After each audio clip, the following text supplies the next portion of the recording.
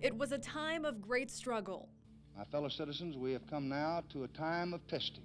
A passionate, I felt as though, hey, it was worth getting arrested for. Emotional battle where the color of your skin, That was a city in black and white, kept you from the one thing they knew was worth risking their lives for. Had a number of threatening calls, people calling me saying that they were going to kill me, saying that they were going to blow my home up, and saying that I only had a few hours to live. Equality, some could only dream about. The civil rights movement paved the way for the freedoms we enjoy today. On the bus, when you got on the bus, you had to go to the back. And of course, I always had a little nerve, so I would try front seat. Over the next half hour, you'll meet the local change makers, the leaders of the movement who stood up for others. I became one of 8 students who went downtown to demonstrate at the public library on Main Street. And in a one-on-one exclusive, hear from one of the most courageous fighters of them all, a freedom rider who would not back down. The choice was to do what you had to do to end segregation or to tolerate it further. Plus, is the movement over? We're still not comfortable that things are okay. A look at how much further there is to go in this special edition of 7 on Your Side Up Front. Students from all different races and backgrounds walk this same path on the Furman University campus every day. It's something just 50 years ago wasn't possible. Tonight, we'll take a look back at that struggle.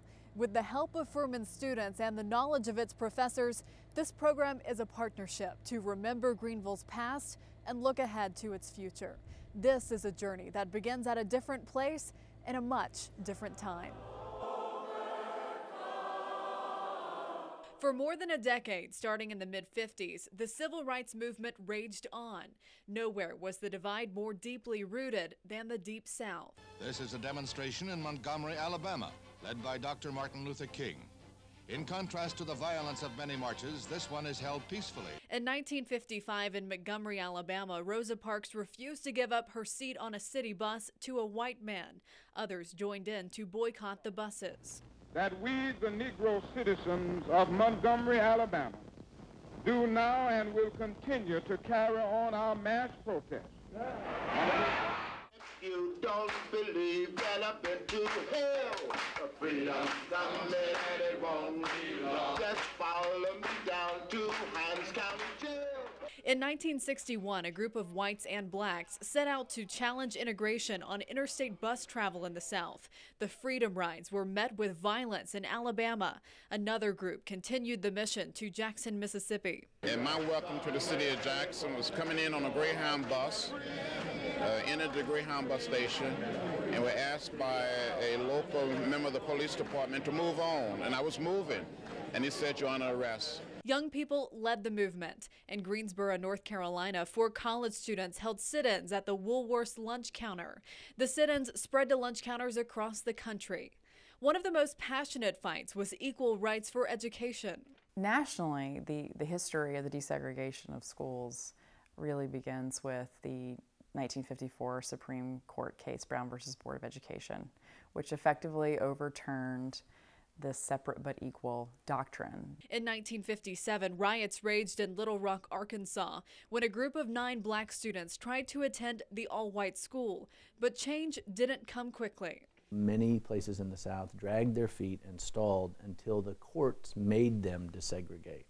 Schools like Furman often teach about the movements that happened nationally, but beyond the banner headlines are the local leaders who made a big difference in our community. So many places like Greenville have their own chapter of that history that has yet to be fully told. And our chapter is important.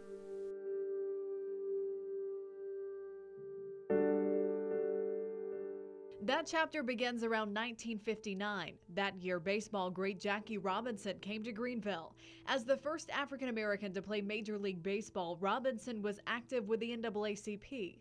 While at the Greenville downtown airport, he was threatened with arrest after refusing to leave the white waiting room.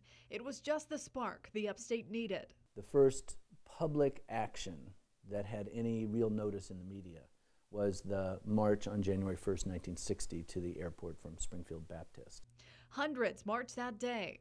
And I participated in that first march that took place on the downtown municipal airport. It was a cold, cold day, and I can remember shivering in the cold and in the rain. Never once did we think about turning back to go to the church. We were just so excited. Energy was abounding everywhere, and we participated in that march as if our lives depended on it. And for many of them, it did. We participated from that day on in demonstrations on what was really a weekly basis. We would just take the liberty again to sit at a place that we knew that was supposed to be off limits. A few months later, a group of students was arrested at the all-white Greenville Public Library on North Main Street. It's interesting to think that what mattered most to Greenville's black community was the ability and the ease of getting access to books. The quality of the African American library, in contrast to the white library, was far inferior. This was supposedly a public facility. If we were taxed to support this facility, why should they have two different facilities? Why couldn't we go there? That was just school attire. Ben Downs was one of the students taken to jail and part of a group later called the Greenville 8. He was just 16 years old and a student at Sterling High School. They wanted people who, if we had been spat on or called the big N-word or even hit, set upon, we were supposed to reply in a peaceful manner. Reverend Jesse Jackson was one of those courageous 8. Change came a few months later when the library opened its doors to all races. There was a certain innocence about it. It was, we were fighting for really private dignity. In July 2010, several of those members gathered in Greenville to mark 50 years since the sit-in. You never set out to do anything to, become renowned or get exalted for. Hey, you're just part of the group there. Just part of the group, because I know I was as afraid of as anybody else, as women or anybody else was. I didn't think about, being part of history. But they did make history. In the summer of 1960, sit-ins at lunch counters became weekly gatherings. Even though we were in Greenville, a lot of our experiences had statewide implications. And some even national implications. One of the sit-ins in August of 1960 at the Crest Counter in downtown Greenville made it all the way to the U.S. Supreme Court. The case was called Peterson versus Greenville.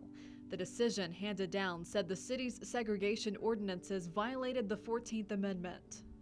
This court case, from arrests made on Main Street in Greenville, South Carolina, resulted in desegregating lunch counters throughout the South, throughout the country, really. I think some of the sacrifices and some of the things that we were courageous enough to do, and sometimes I think crazy enough to do during those times, probably paved the way for the Greenville that we can enjoy today. Because so much of what was being protested throughout the South, but also in Greenville, had to do with those students' future. The library, the skating rink, the lunch counters, the churches. They took a central role. I think it's one of the most fascinating things of the civil rights movement, the role of young people.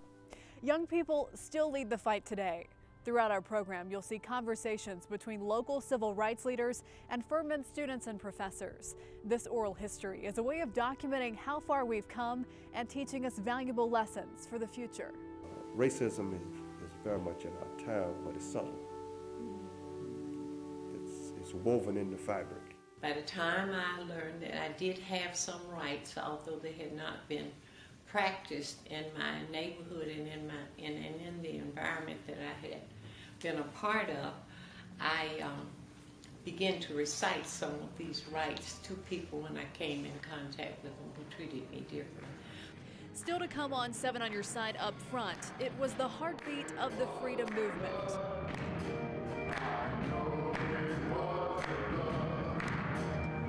Next, the role of religion in organizing and inspiring change